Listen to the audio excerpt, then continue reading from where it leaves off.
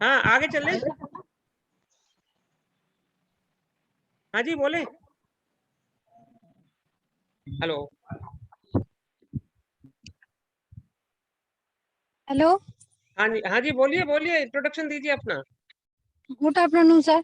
Good मैं afternoon. मैं गाजीपुर से हूँ सर, और मैं भी देवकुली ब्लॉक से वाईवी सुमन बिंद सर। अच्छा ठीक ठीक, स्वागत है आपका। हाँ थैंक्स सर। स्वागत है। हाँ वेलकम। Thanks sir. हम लोग भी हाँ जैसे नेक्स्ट, सफर आए उस थोड़ा हिसाब जल्दी से करें। अपना काम कर रहे हैं सर।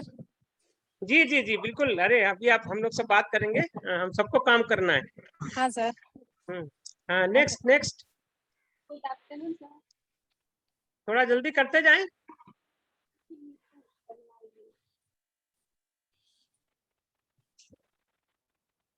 कुछ लोग शायद नेटवर्क का प्रॉब्लम होगा।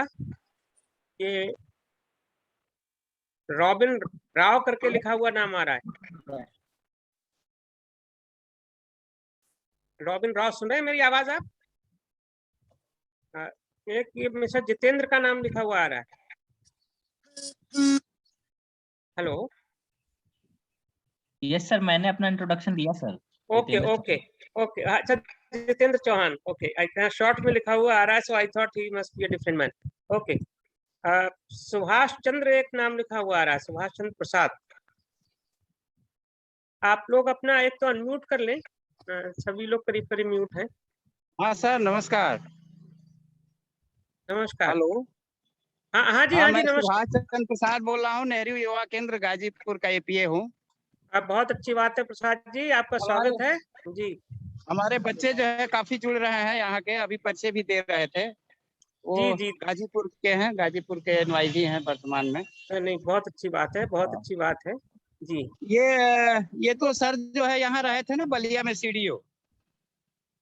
हाँ बलिया में सीडीओ थे, वो अभी जुड़ेंगे, हाँ अभी थोड़ी हाँ देर में जुड़ेंगे वो अभी। अच्छा हाँ, एक बार की मुलाकात है उनसे जब बलिया में सीडीओ थे तो।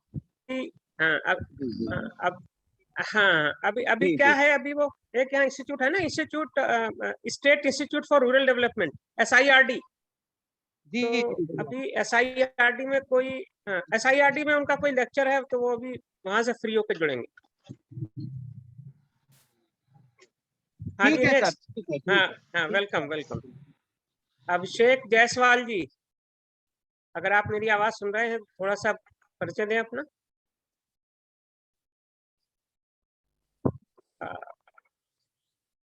सभी लोगों ने अपने वीडियोस ऑफ किए हुए हैं क्या? सभी लोग वीडियो भी ऑन कर लें। और तो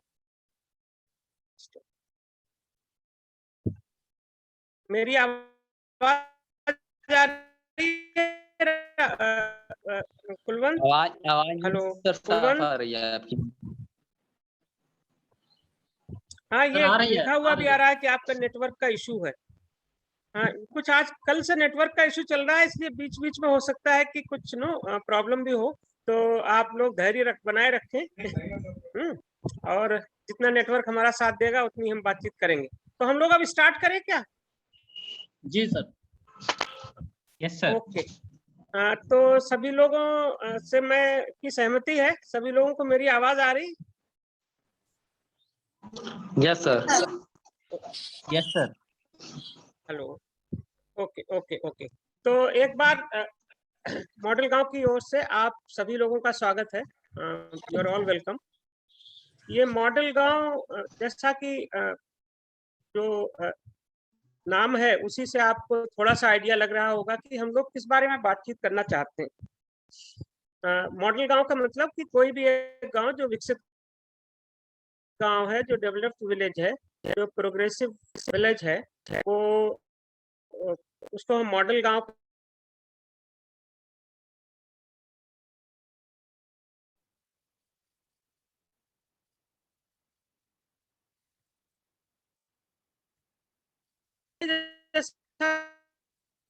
कि उस सारी सुविधाओं से संपन्न जो सुविधाएं हमको शहर में मिल जाती।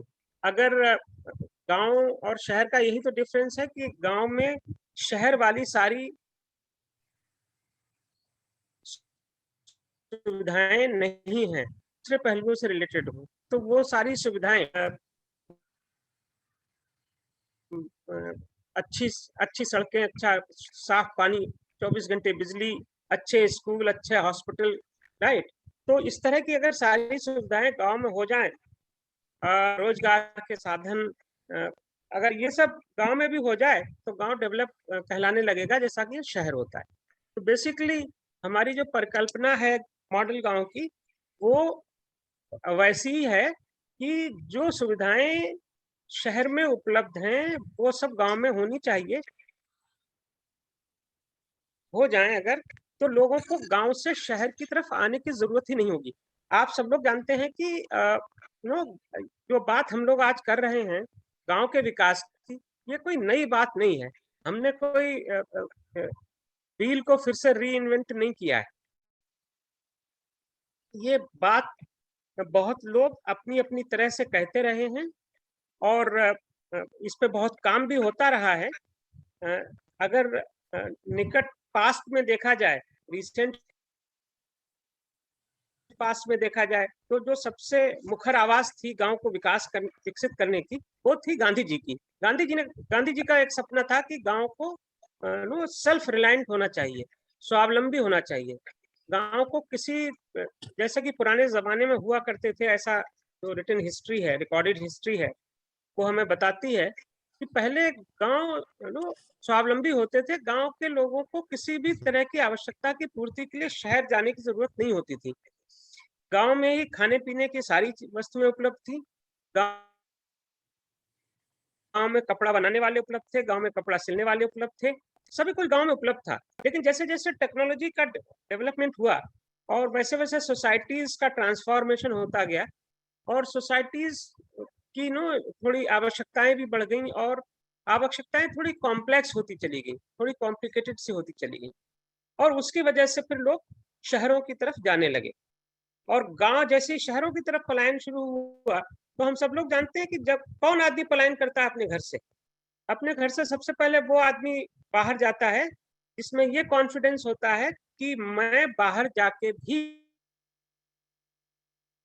अपनी जगह बना लूंगा और अपना जीवन यापन कर लूंगा। मतलब उसमें पहली चीज जो है वो सेल्फ कॉन्फिडेंस है।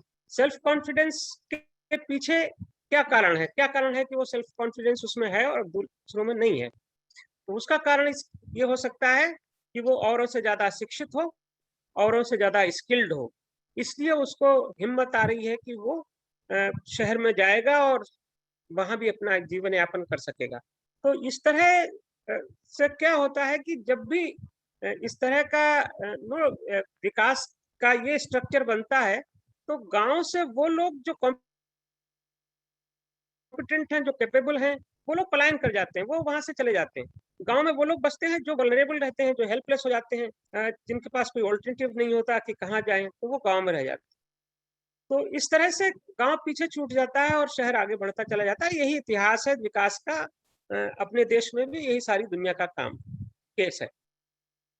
तो इस परिस्थिति को बदलना है, इस परिस्थिति को बदलना है और इसको बदलने की आवश्यकता है। गांव को शहर बनाने की हमारी कोई ड्रीम नहीं है, लेकिन गांव में परिस्थितियां उस तरह की हो जाएं कि लोगों को शहर जाने का मन ही ना करे, लोगों को शहर जाने की आवश्यकता ही ना हो। तो इस तरह के अगर हम लोग गांव बना पाए तो आने वाली जनरेशन के लिए हमारा बहुत बड़ा कंट्रीब्यूशन होगा।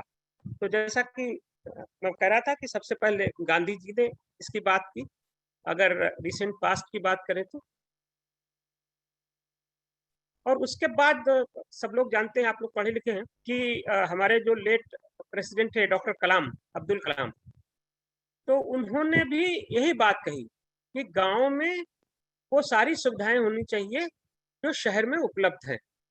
और उन्होंने इस पूरे कॉन्सेप्ट को, एक थियरी उन्होंने डेवलप की और पूरा कॉन्सेप्ट डेवलप किया और उसको उन्होंने पूरा का नाम दिया, PURA, पूरा, providing urban amenities in rural areas. Hindi में वही कि गांव में वही सारी सुविधाएं हैं जो शहर में उपलब्ध हैं, वो गांव में भी उपलब्ध होनी चाहिए। और उसके लिए उन्होंने एक पूरा स्ट्रक्चर बनाया कि किस तरह से इसको किया जा सकता है। उस बहस को हम लोग छोड़ दें तो उसी कड़ी में हम लोग आज जो बात कर रहे हैं मॉडल गांव की, वो उसी की एक कड़ी है। तो हम सब लोग जो बात कर रहे हैं अभी भी, और हम सब लोग जानते हैं कि मॉडल गांव का मतलब विकसित गांव, और विकसित करने के लिए गांव में क्या करना चाहिए, यही मॉडल गांव का पूरा कॉन्सेप्ट है। तो सबसे पहले मैं वहां से शुरू करूं कि जहां से हम लोगों के दिमाग में ये कॉन्सेप्ट की बात आई कि एक ऐसी कोई पहल होनी चाहिए कि गांव का ट्रांसफॉर्मेशन हो, गांव बदले, और गांव में भी वो सारी सुविधाएं उपलब्ध हो जो शहर में हैं। तो इसके लिए हमारे जो प्रेरणा स्रोत रहे हैं वो रहे हैं डॉक्टर हीरालाल जी IAS हैं, जो अभी जुड़ेंगे आप लोगों के साथ। कुछ समय पहले तक वो बांदा जिले के कलेक्टर थे, और बांदा आप सब लोग जानते हैं कि बुंदेलखंड रीजन का एक डिस्ट्रिक्ट है, और पूरा बुंदेलखंड रीजन बहुत ही दूसरे रीजन्स के मुकाबले में थोड़ा पीछे है अभी विकास के संदर्भ में। और उसका एक बड़ा कारण है कि वहाँ पानी की बहुत कमी है, और चूंकि पूरी अर्थव्यवस्था, वहाँ किसी तरह की कोई इंडस्ट्रीज नहीं है, तो पूरी अर्थव्यवस्था कृषि पर आधारित है, और कृषि पूरी तरह से वर्षा पे आधारित है। तो इसीलिए वहाँ इन सब कारणों की वजह से वहाँ के लोगों का जो आर्थिक स्तर है वो दूसरे जगह के मुकाबले नीचे है, और वहाँ विकास का जो लेवल दूसरी जगह है वो वहाँ नहीं पहुँच पाया। तो जब डॉक्टर हीरालाल जी वहाँ के कलेक्टर थे, तो इन्होंने भी वही सोचा कि गांव का विकास भी होना जरूरी है, क्योंकि वो भी कुछ गांव के रहने वाले हैं, और गांव से उनका लगाव है, खुद उनका परिवार खेती बाड़ी करने वाला परिवार है। तो निश्चित रूप से वो गांव की समस्याएं क्या हैं और समस्याओं का समाधान क्या है, इन दोनों चीजों के बारे में उनका एक अच्छा नॉलेज है, अच्छी पकड़ है उनकी। इसलिए उन्होंने बांदा में भी गांव को ट्रांसफॉर्म करने के लिए, गांव को बदलने के लिए एक पूरा बीड़ा उठाया कि नहीं, गांव को भी विकसित किया जाना चाहिए। गांव को पीछे रहना ना तो गांव में रहने वालों के लिए अच्छा होगा, और ना ये देश के लिए अच्छा होगा, क्योंकि देश गांव में बसता है। हम लोग जानते हैं सबके 6.5 लाख 7 लाख के करीब गांव हैं भारतवर्ष में, और 70 से 80% पॉपुलेशन गांव में अभी भी रहती है। तो अगर देश को हम कह रहे हैं कि देश को विकसित कर लेंगे, देश को डेवलप बनाएंगे, तो देश को डेवलप तब तक नहीं बनाया जा सकता जब तक गांव डेवलप नहीं हो जाए। गांव की 70 से 80% पॉपुलेशन को पीछे छोड़कर आप एक डेवलप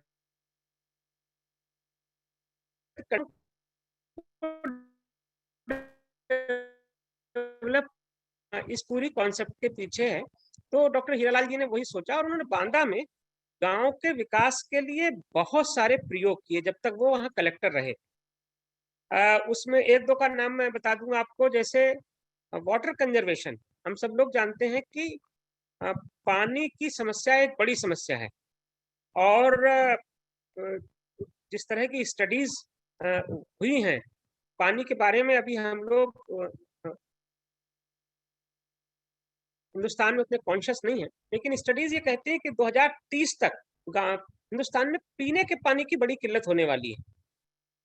तो पानी एक बड़ा इशू है। पानी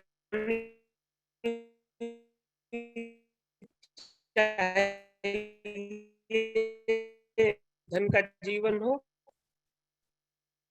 और चाहे कृषि का, जीव जंतु बगैर पानी के जीवित नहीं रह सकता। तो पानी एक बड़ी समस्या है, और पानी को हम बना नहीं सकते। Nobody can create water. पानी भगवान देता है वर्षा के रूप में, ये व्यवस्था प्रकृति ने कर रखी है। तो जो प्रकृति हमको दे रही है, हम उसको अगर कंजर्व कर लें, उसको संरक्षित कर लें, तो यही हमारे पानी को बढ़ाने के लिए सबसे बड़ा हमारा उपाय होगा। तो पानी वाटर कंजर्वेशन के लिए उन्होंने बहुत वहाँ काम किया, और उसका रिजल्ट ये हुआ, मतलब ग्राउंड वाटर कंजर्वेशन और ड्रिंकिंग वाटर के लिए दोनों एंड पे बहुत काम हुआ वहाँ।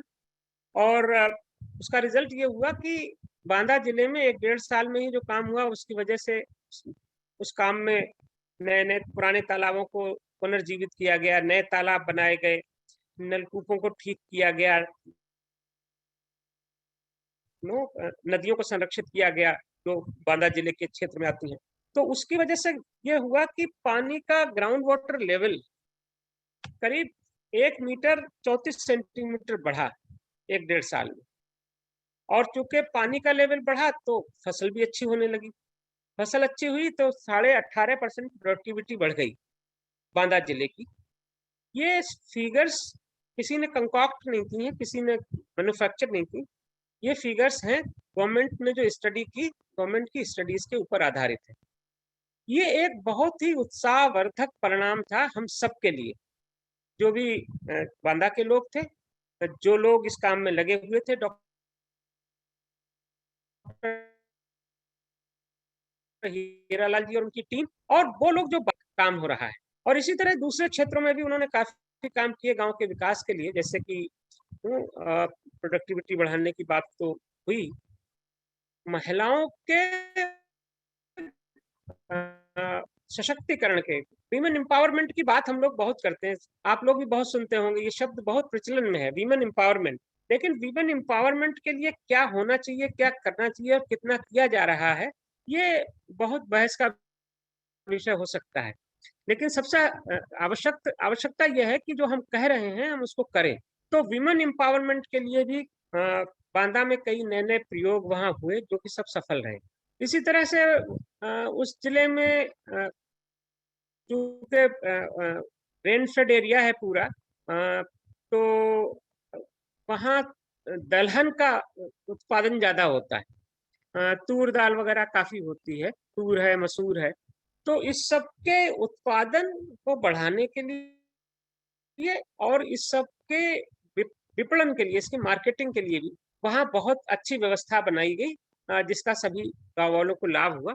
तो ये वहाँ बहुत सारे प्रयोग किए गए और इन सब प्रयोगों को देखते हुए ही हम लोगों ने ये सोचा कि ये जो प्रयोग बांदा में हुए हैं, ये प्रयोग हर जगह किए जाने चाहिए, हर गांव में होने चाहिए।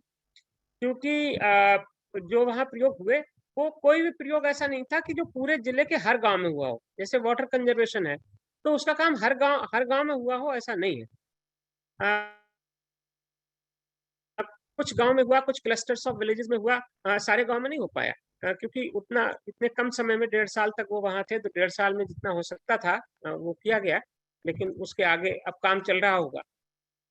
तो हम लोगों ने ये सोचा कि ये सारे प्रयोगों को हम लोग इकट्ठा करें और इसको हम हर गांव में इस तरह के विकास के काम करने की योजना बनाएं और गांव के लोगों को इसके लिए हम उत्साहित करें, प्रोत्साहित करें, मोटिवेट करें, उनको सिखाएं। यहाँ से शुरुआत हुई मॉडल गांव की। तो इस मॉडल गांव की जो पूरी प्रोजेक्ट है, आप लोगों को इसमें हमने क्यों जोड़ा है यदि मैं बीच बीच में बताता रहूंगा, अदरवाइज आप इससे थोड़ी देर के बाद आप हो सकता है कि डिस्कनेक्ट होने लगे कि ये हमारे किस काम का है। तो इसमें सबसे बड़ी भूमिका चूंकि आपकी है, इसलिए हमने आपको जोड़ा है। इस पे हम लोग बीच बीच में बात करते रहेंगे। तो इस मॉडल गांव की जो प्रोजेक्ट है, इसके हमने 3 हिस्से बनाए। पहला हिस्सा है जिसको हम कहते हैं village manifesto, right. Village manifesto पे ही ले जाओ राघवेंद्र, कौन जो भी कर रहे हैं, विलेज मैनिफेस्टो पे ही ले जाओ। मैनिफेस्टो खोल दो, बाकी मैं बोल दूंगा।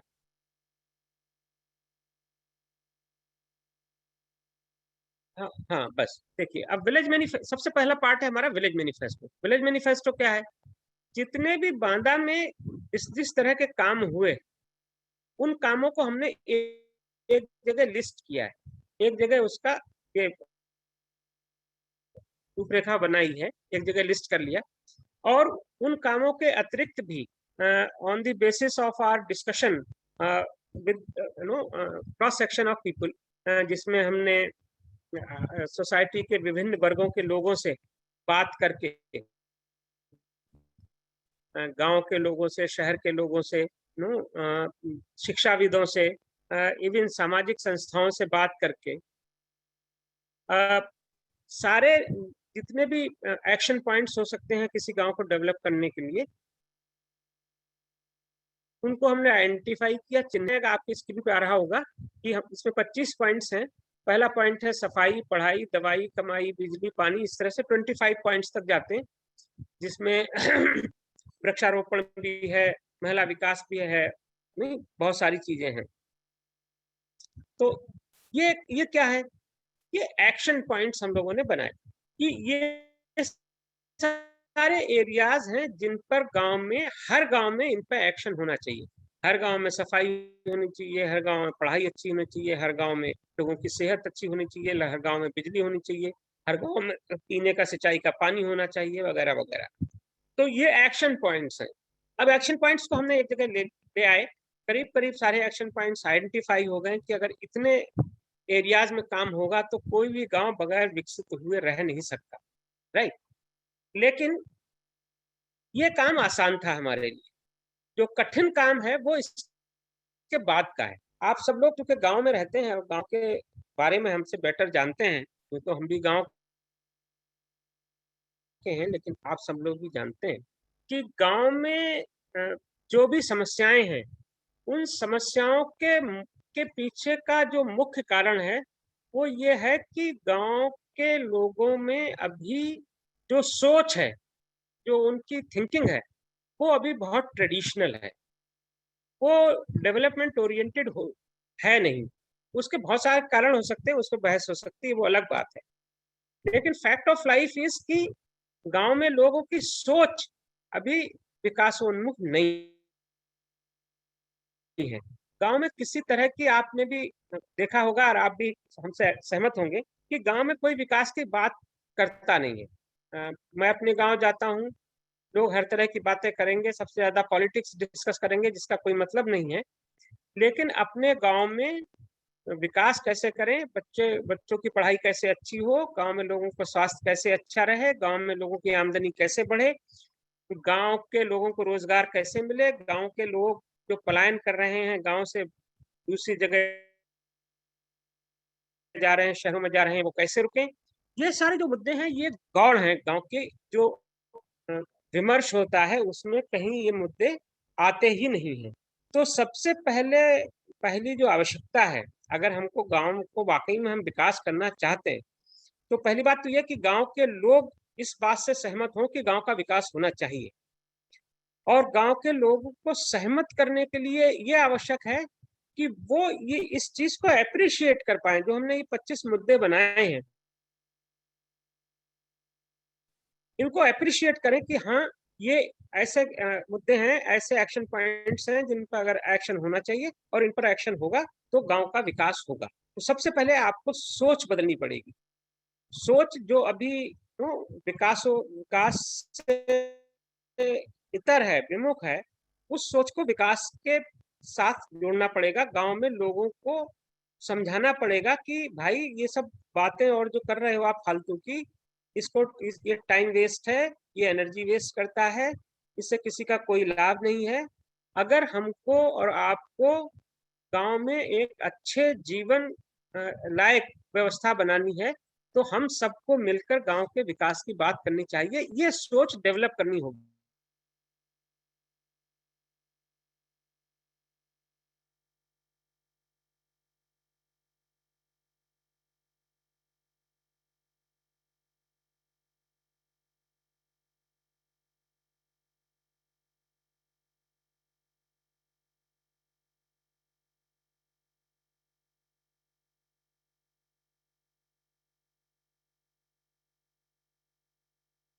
इसलिए पावर चाहिए।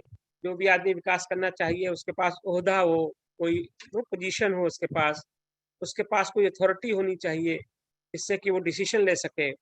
उसके पास फाइनेंशियल पावर होनी चाहिए जिससे कि वो पैसा खर्च कर सके। तभी तो कोई विकास में शामिल हो सकता है, अन्यथा विकास में कैसे शामिल होगा। तो ये जो बात है कि आदमी को पद चाहिए, पैसा चाहिए, पावर चाहिए विकास के लिए, ये भ्रामक बात है। ये इस बात में सच्चाई नहीं है। मैं ये नहीं कह रहा हूं कि पूरी तरह से झूठी बात है, लेकिन ये हमारे जो प्रयत्न है, हमारा जो एफर्ट है, उसको कहीं रोकता नहीं है। अगर ये तीनों चीजें भी नहीं है तब भी हम अपना एफर्ट शुरू कर सकते हैं। कैसे शुरू कर सकते हैं? मैं केवल पहले 2 बिंदुओं पर अपनी बात को रखूंगा, उसके बाद आगे बढ़ूंगा। जैसे पहला काम है सफाई। अब गांव में सफाई कैसे हो? शहरों में कैसे हो रही है? लोग कहेंगे साहब शहरों में झाड़ू लगाने वाले बहुत हैं। शहरों में हो सकता है झाड़ू लगाने वाले हों, म्युनिसिपल कॉर्पोरेशंस, म्युनिसिपैलिटीज काम कर रही हैं, उनके यहाँ सफाई कर्मचारी होते हैं। इस तरह गांव में भी कर्मचारी होते हैं, 1-2 कर्मचारी होता है गांव में। हमने बचपन से देखा है और अब तो बिल्कुल जो पावर्स दी गई हैं प्रधानों को उसमें है ही है। लेकिन शहर की जो सफाई है वो इसलिए नहीं है कि लोग गंदगी कर रहे हैं और सरकार सफाई करवा रही है, इससे सफाई नहीं हो रही। सफाई शहर में इसलिए है कि लोग गंदगी नहीं कर रहे हैं। चाहे आप अपने देश के शहरों के बारे में बात करें और चाहे आप विदेशों के शहरों के बारे में बात करें। विदेशों के शहर भी हम लोग, जो लोग विदेश गए हैं वो अनुभव है उनको, जो नहीं गए हैं वो टीवी पे देख के, आजकल टीवी पे हर चीज दिखाई दे रही है, कहीं जाने की जरूरत नहीं है। कितना साफ सुथरा है। तो वो साफ इसलिए नहीं है कि लोग गंदगी कर रहे हैं और सरकार सफाई कर रही है। वो साफ इसलिए है क्योंकि लोग गंदगी कम कर रहे हैं, लोग गंदगी नहीं कर रहे हैं। अब शहरों में, लखनऊ में आप आइए, दूसरे शहरों में भी वही स्थिति होगी। कोई भी आदमी अपने घर का कूड़ा घर से निकाल के सड़क पर नहीं फेंकता है। वो कूड़ा इकट्ठा करने वाला, कचरा देने वाला आता है, या कोई एक पॉइंट बना हुआ है कि भाई यहाँ कूड़ा डाला जाएगा, तो हर आदमी अपने घर का कूड़ा वहां जाकर डालता है। गांव में हम लोग क्या करते हैं या कैसा होता रहा है, हमने अपने बचपन में देखा है, शायद अभी भी वही व्यवस्था होगी। गांव में लोग घरों में सुबह और शाम दोनों समय झाड़ू लगती है। शहरों में तो झाड़ू पोछा सुबह को ही होता है, गांव में दोनों बार होता है, सुबह को भी होता है, शाम को भी होता है। घर बाई एंड लार्ज गांव में किसी के भी घर में जाएंगे तो अंदर गंदगी नहीं मिलेगी, अंदर घर साफ होगा। लेकिन घर का जो सफाई करके कचरा निकला वो बाहर सड़क पर फेंक दिया जाएगा, जो बाहर गली है उसी में फेंक दिया जाएगा। तो अब ये बताइए, अब ये गली का कूड़ा कौन उठाएगा? तो कूड़ा गली का कोई उठाएगा नहीं, और वो इधर से उधर लोगों के पैरों में लग के जाएगा, जानवरों के पैरों में लग के जाएगा, कैसे भी हवा से उड़ेगा, लेकिन वो पूरी गली को गंदा रखेगा। हमको लोगों को ये सिखाना है, लोगों को ये बताना है कि भाई घर का कचरा बाहर सड़क पे नहीं फेंके। गांव में तो ये सब कचरा उचरा इकट्ठा करके कंपोस्ट हम लोग खाद बनती ही है, तो कुछ भी करें लेकिन सड़क पे नहीं फेंकें, तो गांव में सफाई होना शुरू हो जाएगी, गांव अच्छा लगने लगेगा। तो हमको केवल सोच बदलनी, लोगों को ये समझाना है कि हम शहर की तरह अपने घर का कचरा अपने दरवाजे पर नहीं फेंकेंगे। आपका घर तो साफ हो गया लेकिन दरवाजा गंदा है, ये कौन करेगा? ये करेगा वहां का जो यंग लोग है, जो पढ़ा लिखा तबका है। आप लोग, जो आप लोग हैं, आप लोग खुद करना शुरू कीजिए, खुद कर ही रहे होंगे, दूसरों को सिखाइए। बच्चों को खास तौर से सिखाया जाइए, बच्चों में शुरू से ही सफाई के संस्कार डाले जाए। तो इस काम पे कोई पैसा खर्च होने वाला नहीं है। हम केवल जा रहे हैं, लोगों के साथ बैठ रहे हैं, उनको समझा रहे हैं। 2-4 लेडीज वॉलंटियर्स हैं, जैसे हमारे साथ आप लोग जुड़ी हुई हैं, 2-4 आप जा रही हैं, आप महिलाओं को समझा रही हैं ये भी कि सफाई क्यों होनी चाहिए और सफाई के क्या क्या लाभ हैं। सफाई अच्छी होगी तो स्वास्थ्य अच्छा होगा, स्वास्थ्य अच्छा होगा तो आदमी का जीवन अच्छा होगा, जीवन अच्छा होगा तो वो स्वस्थ रहेगा, तो अच्छा कमाएगा, अच्छा खाएगा, परिवार सुखी रहेगा। तो स्वास्थ्य सफाई जो है वो बहुत चीजों से जुड़ी हुई है, ये लोगों को सिखाने की आवश्यकता है। दूसरी चीज है पढ़ाई। आप सब, हम लोग जानते हैं हिंदुस्तान में 70% से ज्यादा की आबादी गांव में रहती है, और जो लोग गांव में रहते हैं उनके बच्चों को जितना स्कूल तक गांव में स्कूल है उनको गांव में ही पढ़ना है। गांव में बहुत कम लोग ऐसे रहते हैं जो ये अफोर्ड कर पाए कि बच्चे को शहर में किराए पर घर लेकर या घर बनवाकर उसको शहर में किसी स्कूल में डाल दे, क्योंकि गांव में जो लोग रहते हैं लार्जली वो सब उस इनकम ग्रुप में है जहाँ जीवन तो चल रहा है, खाने पीने की किसी को कोई दिक्कत नहीं है, लेकिन जो इस तरह के खर्चे हैं वो खर्चे करने में वो सक्षम नहीं है। उनकी आमदनी इतनी नहीं है कि वो बच्चों को शहर में रखकर और उनके किसी अच्छे स्कूलों में पढ़ा पाएं। तो फिर क्या किया जाए? करना हमको ये पड़ेगा कि हमको गांव के जो स्कूल हैं उसमें जो पढ़ाई का स्तर खराब हो गया है उस स्तर को ही अच्छा करना होगा। पढ़ाई का स्तर खराब इसलिए नहीं हो गया कि टीचर अच्छे नहीं है। आप लोगों को ये जान के आश्चर्य होगा कि गांव में जो हमारे टीचर्स हैं प्राइमरी स्कूल्स में और जूनियर स्कूल्स में, वो टीचर्स ट्रेंड टीचर्स हैं। एज अगेंस्ट दैट शहर में जो सो कॉल्ड कॉन्वेंट स्कूल हैं उनमें ज्यादातर टीचर्स अनट्रेंड होते हैं और कोई बहुत ज्यादा पढ़े लिखे भी नहीं होते। तो गांव में टीचर ट्रेंड है, उसको ट्रेनिंग दी गई है कि बच्चे को कैसे पढ़ाना है, कैसे आगे ले जाना है।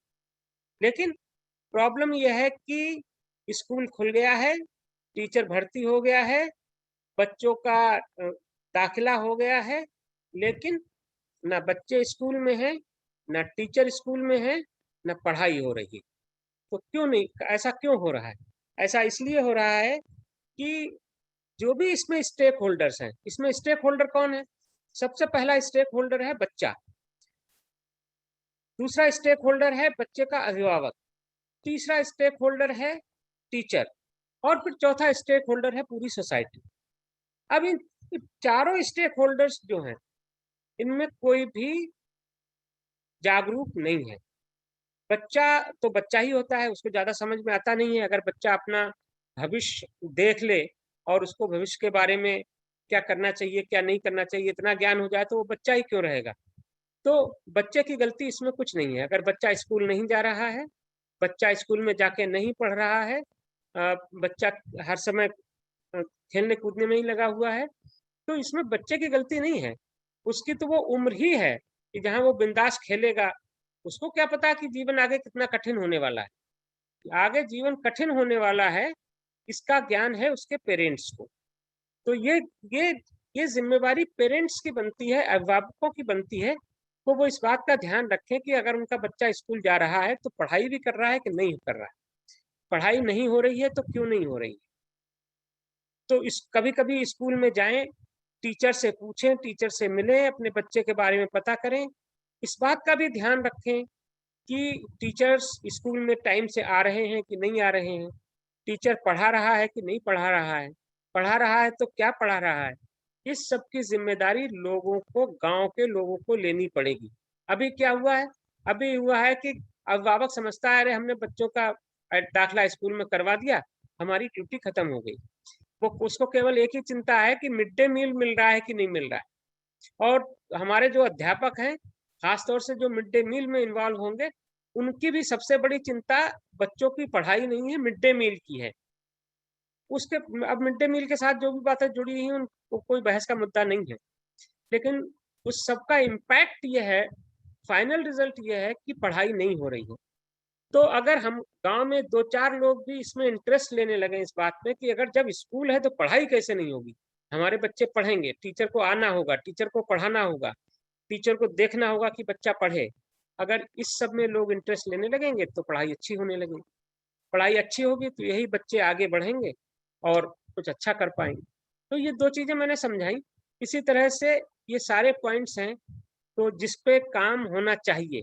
जैसे एक पॉइंट मैं और इसमें लेना चाहूंगा कि महिला विकास। अब गांव के महिलाओं के पास समय का अभाव है, ऐसा एक जनरल इम्प्रेशन है। लेकिन अगर आप उनका जो भी वो काम कर रही हैं और जितनी मेहनत उस समय लगा रही हैं, जितना टाइम उसमें लगा रही हैं, अगर उसको आप स्टडी करेंगे तो आप पाएंगे कि उनका बहुत सा काम जिसमें बहुत समय लग रहा है वो कम समय में हो सकता है और काफी समय उनका फ्री हो सकता है, जिसमें वो अपने पर्सनैलिटी डेवलपमेंट, अपने व्यक्तित्व का विकास कर सकती हैं, अपने कौशल को निखारने के लिए, कोई स्किल डेवलप करने के लिए, कुछ नया सीखने के लिए समय निकाल सकती हैं और नया सीख कर कुछ करके अपना आर्थिक विकास भी कर सकती हैं। ये जो यहाँ महिलाएं बैठी हैं ये सब जानती हैं और सब इसमें कोई बहुत ज्यादा बताने की आवश्यकता नहीं है। तो इशू यही है कि अगर महिलाओं का विकास करना है तो 2 चीजें जरूरी हैं। एक तो उनका शिक्षित होना जरूरी है। शिक्षित का मतलब ये नहीं कि वो ग्रेजुएट हो जाएं और पोस्ट ग्रेजुएट हो जाएं, लेकिन कम से कम वो पढ़ना लिखना सीखें। एक बगैर पढ़ी लिखी महिला जब पढ़ना लिखना सीख जाती है, उसका लेवल ऑफ कॉन्फिडेंस अपने आप ही बहुत ज्यादा बढ़ जाता है। तो एक तो वो पढ़ना लिखना सीख जाएं, शिक्षित होना सीखें, और दूसरा कि वो आर्थिक रूप से आत्मनिर्भर बने। अगर ये दो काम हो जाएंगे कि शिक्षित भी हो गई और आर्थिक रूप से आत्मनिर्भर हो गई, इन द सेंस कि उनकी रोजमर्रा की जिंदगी में जो दो पैसे उन्हें चाहिए, अगर वो कुछ काम कर लें और खुद ही कमा लें और उसके लिए हस्बैंड पे या घर वालों पर निर्भर नहीं होना पड़े, तो उनके सेल्फ कॉन्फिडेंस का लेवल कहाँ पहुंचेगा, इसका आप लोगों को अंदाजा ही नहीं है। इसमें आप सब लोग चूंकि गांव में काम कर रहे हैं, मुझे नहीं पता है कि आप क्या क्या काम कर रहे हैं, लेकिन जो भी काम कर रहे होंगे वो सब इसी दिशा में हो रहे होंगे। तो हम सब लोग जानते हैं कि आप आज यंग हैं, कल तक हम लोग, जैसे आज मैं रिटायर हूं, लेकिन एक दिन था जब मैं भी यंग था। तो जो यंग आदमी होता है, जो जो जो जवान आदमी है, उसके दिमाग में दो ही सपने होते हैं, जैसा कि मैं समझता हूँ। एक तो यह है कि he is concerned about his own future. वो अपने भविष्य के बारे में चिंता करता है कि मुझे क्या करना है और मुझे क्या करना चाहिए। ये चिंता करना बहुत आवश्यक है। एक अच्छा सपना देखना, कि एक बड़ा सपना देखना। अब डॉक्टर अब्दुल कलाम कहते थे कि बहुत बड़ा सपना देखो और उस सपने को पूरा करने के लिए अपनी पूरा जीवन लगा दो, उसमें पूरी जुनून के साथ, पूरे पैशन के साथ उसके पीछे लग जाओ। और वो ये भी कहते थे कि सपना वो नहीं होता है जो सोते हुए देखा जाता है, सपना वो होता है जो आदमी को सोने नहीं देता है। तो आप लोग सब यंग हैं, जहां जो जो कुछ भी कर रहे हैं, मेरी बात आप गांठ बांध लीजिए। दुनिया में कोई भी वो आदमी सक्सेसफुल नहीं हुआ जिसने जो भी वो कर रहा है उसमें अपना 100% नहीं दिया है। हाफ हार्टेडली कोई भी काम होता है, वो आपको सफलता कभी नहीं दिलवा सकेगा। ये सबके साथ हुआ है। चाहे वो खेती जो आदमी कर रहा है, खेती में सक्सेसफुल है, आप उसको देखिए, जो भी आपके गांव के हों, आपके आसपास के हों, तो 24 आवर्स उसमें जान दिए हुए हैं, तब सक्सेसफुल है। जो एंटरप्रेन्योर है उसको आप देख लीजिए, जो एजुकेशन में अच्छा कर रहा है उसको आप देख लीजिए। हर आदमी जिसने अपना 100% दिया है, सफल वही हुआ है। और आप लोग उसी एज ग्रुप में हैं। सबसे जो प्रोडक्टिव एज ग्रुप है वो है 20 to 40। 20 से पहले ना तो जरूरत होती है और ना टाइम होता है, क्योंकि हम सब लोग शिक्षा में लगे होते हैं। और 40 के बाद आपके रिफ्लेक्सेस वीक होना शुरू हो जाते हैं। 40 के बाद कोई भी नया काम आप शुरू कर पाएंगे और उसमें सफल हो जाएंगे, ऐसा एक्सेप्शन में ही होता है। नहीं होता ये मैं नहीं कहता, बट दैट इज एक्सेप्शन। जो लोग भी सफलता प्राप्त करते हैं वो अपने इन 20 सालों का सबसे अच्छा इस्तेमाल करते हैं, जिन 20 सालों के पीरियड में आप सब लोग हैं। तो आपको एक सपना देखना है, एक सपना अपने लिए, एक सपना समाज के लिए। हम सब लोग जब यंग होते हैं तो चाहते हैं कि समाज के लिए हम कुछ कंट्रीब्यूट करें। आप अपनी भूमिका तलाश लीजिए। इन 25 पॉइंट्स में आप एक भूमिका तलाश लीजिए और उसके पीछे लग जाइए। आप देखिएगा जब रिजल्ट आएंगे तो सबसे ज्यादा खुशी आपको मिलेगी। तो ये काम यहाँ पे आपका रोल शुरू होता है। और ये जो 25 पॉइंट्स हमने बताए, इन पे एक्शन करने की जरूरत है। इन पे एक्शन होने के लिए गांव में सबसे पहले इनका डिस्कशन होना जरूरी है। गांव के लोग इस पे चर्चा करें, गांव के लोग इस पे एक आम सहमति बनाएं कि हमको ये करना चाहिए। गांव में विकास का एजेंडा ही स्थापित हो जाए, लोग विकास की ही बात करें, इस तरह का एक माहौल बन जाए, विकास का माहौल बने। और जब इस तरह का माहौल बनेगा तो लोगों को समझ में आएगा कि हमारे गांव में जो विकास का काम हो रहा है वो तो 10% भी नहीं है जिसका जितना होना चाहिए। और उसका रिजल्ट ये होगा कि गांव के लोग खुद ही ये कहना शुरू कर देंगे कि ये एरियाज और हैं जिनमें काम होना चाहिए। मतलब मीनिंग देयर बाई कि डिमांड फॉर डेवलपमेंट गांव के लेवल से क्रिएट होना शुरू होगी। और जब तक किसी चीज की डिमांड नहीं की जाती, कोई उसको देता वेता नहीं है। सरकार भी वही चीजें लोगों को देती है जिसकी डिमांड होती है। तो इसलिए डिमांड अगर क्रिएट करना है, डिमांड फॉर डेवलपमेंट, तो गांव को लोगों को एजुकेट करना पड़ेगा, उनको समझाना पड़ेगा, उनका माइंडसेट चेंज करना होगा, उनको डेवलपमेंट ओरिएंटेड बनाना होगा। और उनको इस पूरे विकास की धारा से जोड़ना होगा। अभी तक क्या होता है कि गांव में जो विकास की योजनाएं जाती हैं वो नीचे से नहीं मांगी गई, किसी गांव वाले ने नहीं कहा कि हमारे यहाँ विकास कर दो, वो सारी योजनाएं ऊपर से आती हैं। मतलब development has been thrust upon the villages, ऊपर से आई और गांव में यूनिवर्सली हर जगह एक योजना बनती है तो वो पूरे प्रदेश के हर गांव में वही लागू हो जाती है। किसी गांव के लिए कोई अलग से योजना नहीं बनती, किसी गांव में कोई ऐसी स्टडी नहीं की जाती कि इस गांव की कोई स्पेसिफिक रिक्वायरमेंट भी हो सकता है जिसके लिए कोई अलग से योजना बनाई जाए। वो इसलिए नहीं कि जो ऊपर से दे रहा है उसको पता नहीं है, उसको तो प्रॉब्लम ये है कि उसको हर गांव की अलग अलग समस्या है, उसको पता ही नहीं है। जो लखनऊ में बैठ के बना रहा है योजना या दिल्ली में बैठ के बना रहा है योजना, उसको नहीं पता है। वो पता है गांव में लोगों को जो वहां रहते हैं, वो पता है आप लोगों को, आप उनके साथ जुड़े हुए हैं। तो जब नीचे से एक डिमांड जाएगी कि नहीं ये योजना हमारे गांव के लिए बननी चाहिए, या जो योजनाएं हैं उनमें ये खामी है, इसको दुरुस्त कर किया जाना चाहिए, तभी योजना का लाभ मिलेगा। जब इस तरह की बात शुरू होगी कि तो गांव का डेवलपमेंट ऑटोमेटिकली शुरू होगा। और यहीं से आपकी ये सबसे बड़ी आपकी भूमिका है कि आपको लोगों के सोचने के ओरिएंटेशन को चेंज करना है, खाली बात ही नहीं करनी, उनको कन्विंस करना है। तो ये कन्विंस आप करेंगे, ये कन्विंस आपके और जैसे और लोग भी करेंगे जो गांव में ही रहते हैं। हम सब जानते हैं कि गांव में इस तरह के लोगों की कमी नहीं है जो गांव के भलाई के लिए काम करना चाहते हैं, लेकिन उनके पास कोई प्लेटफॉर्म नहीं है। वो समझते हैं कि अगर हम प्रधान नहीं हैं, हम विधायक नहीं हैं, हम सांसद नहीं हैं, हम जिला परिषद के मेंबर नहीं हैं, हम जिला परिषद के अध्यक्ष नहीं हैं, हमारे पास कोई पावर नहीं है, हम ब्लॉक प्रमुख नहीं हैं, तो हम कैसे कर सकते हैं? ये सोच गलत है, ये सोच भ्रामक है। आप कर सकते हैं, ये सब बनने की जरूरत नहीं है। और इन सब के ऐसे लोगों के उदाहरण हमारे सामने हैं इस देश में कि जिनके पास किसी तरह का पद नहीं, किसी के पास कोई पैसा नहीं, कोई रिसोर्सेज नहीं, लेकिन आज वो इंटरनेशनल फिगर बने हुए हैं, केवल अपने गांव को बदलकर, अपने गांव को डेवलप करके।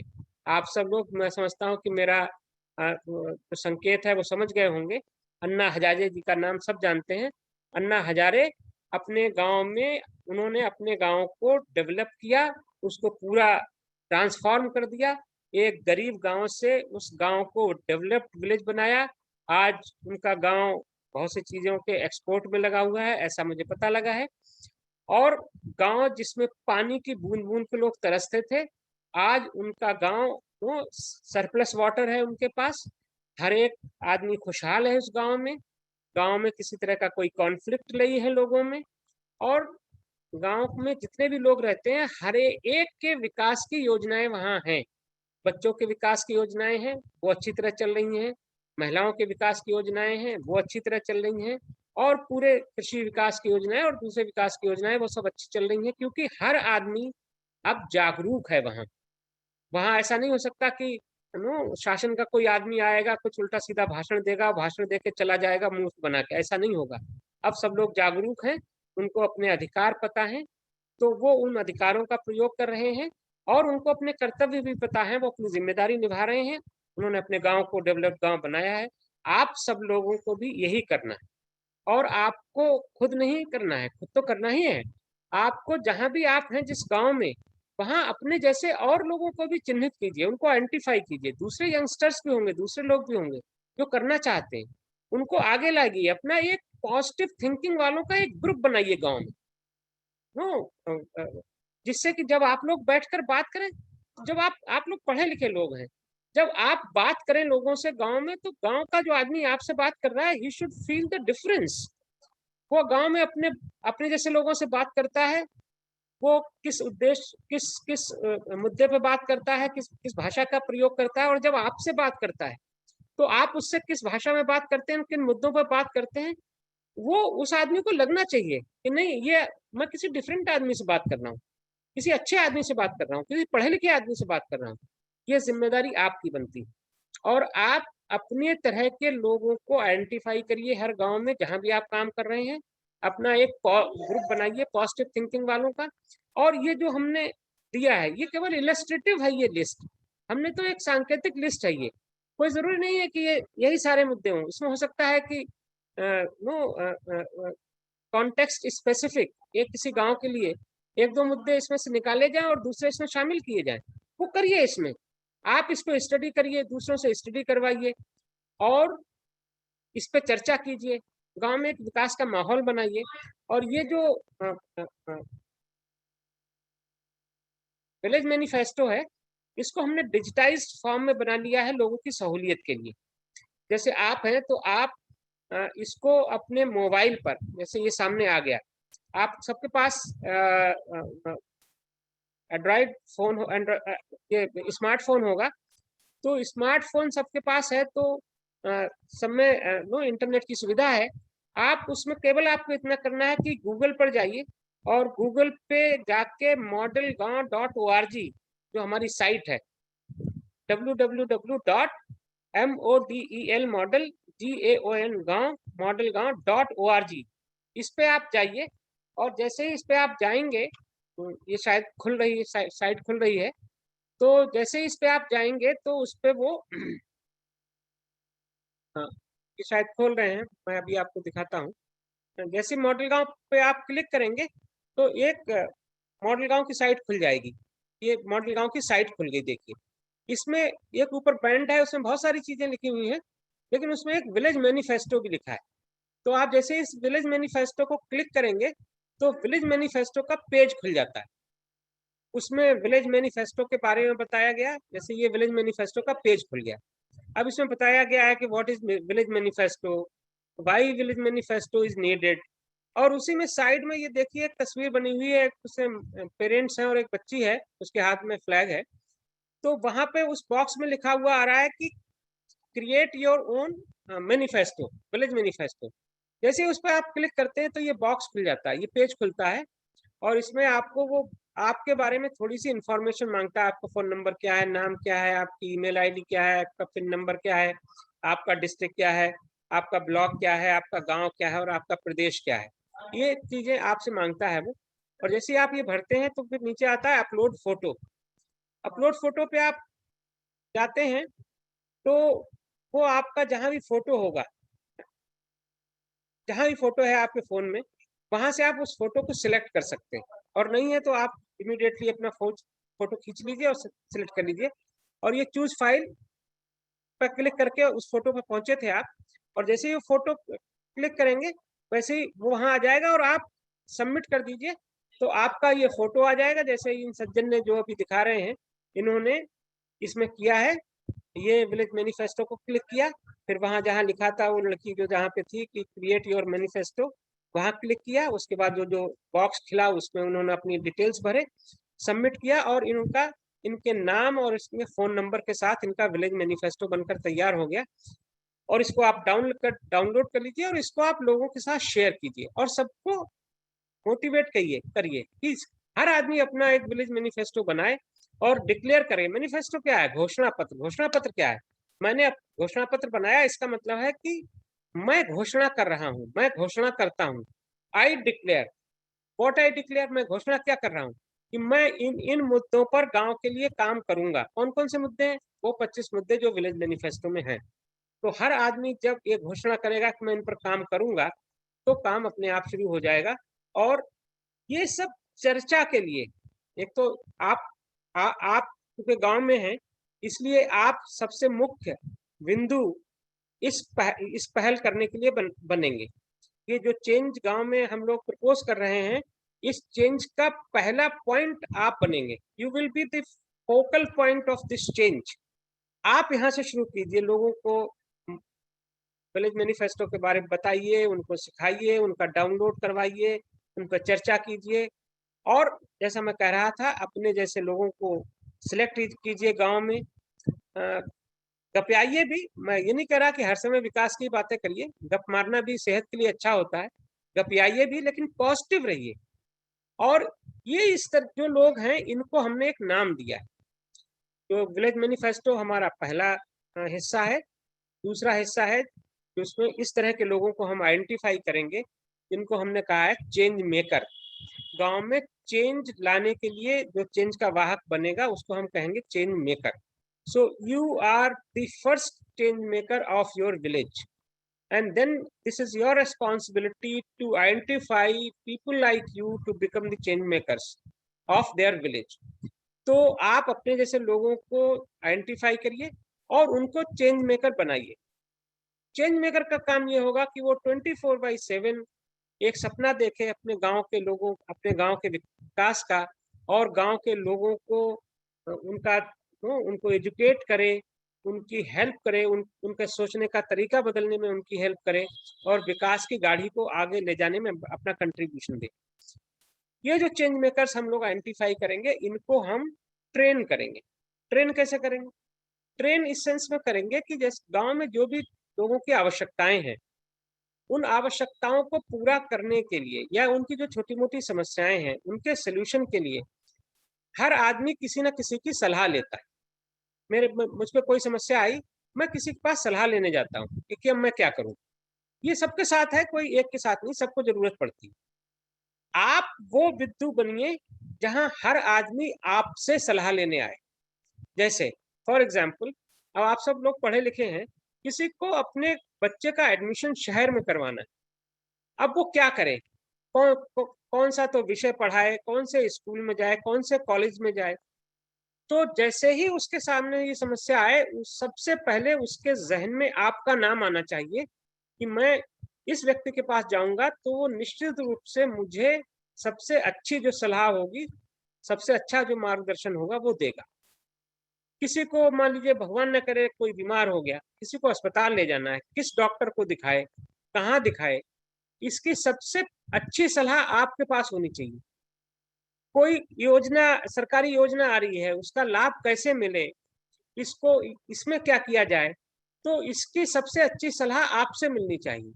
तो हम आपको इसके लिए तैयार करेंगे, हम आपको ट्रेन करेंगे, एजुकेट करेंगे, सभी तरह की जानकारियों से आपको लैस करेंगे, और फिर जहां जहां भी अच्छा काम हो रहा है, ऐसा नहीं है कि अच्छा काम हो ही नहीं रहा है, बहुत बहुत अच्छा काम हो रहा है, बहुत से गांव बहुत डेवलप हो भी चुके, हो भी रहे.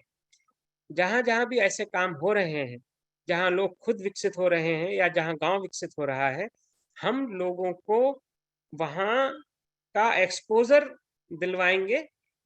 इस तरह के लोगों को वहां जाने में, इनकी विजिट को फैसिलिटेट करेंगे. ये लोग वहां जाएंगे, वहां देखेंगे, वहां से सीखेंगे, और वहां से आके अपने गांव में उसको लागू करवाएंगे. जस्ट फॉर एग्जाम्पल, कि मान लीजिए किसी गांव में डेयरी डेवलपमेंट का बहुत अच्छा काम हो रहा है. कोई आदमी है जो बहुत अच्छा काम कर रहा है, जिसके पास मिल्क एनिमल्स हैं, जो बहुत लाभकारी तरीके से अपनी डेयरी को चला रहा है.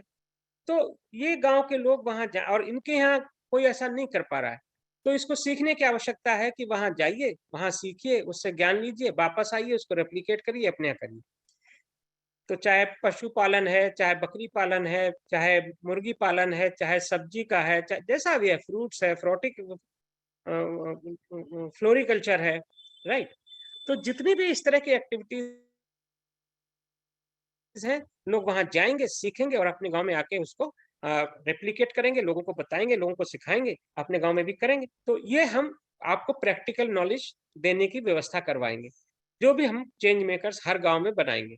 तो आप बनेंगे चेंज मेकर्स के लीडर, और आपके जैसे 5, 10, 20 लोग जो और चेंज मेकर्स आप आइडेंटिफाई करेंगे, उनको हम सभी तरह की, जैसे आपसे वेबिनार कर रहे हैं, इसी तरह के वेबिनार, और अगर कोरोना चला गया तो फिजिकल मीटिंग्स के माध्यम से हम आपको पूरी तरह से जितनी जानकारी है उससे लैस कर देंगे.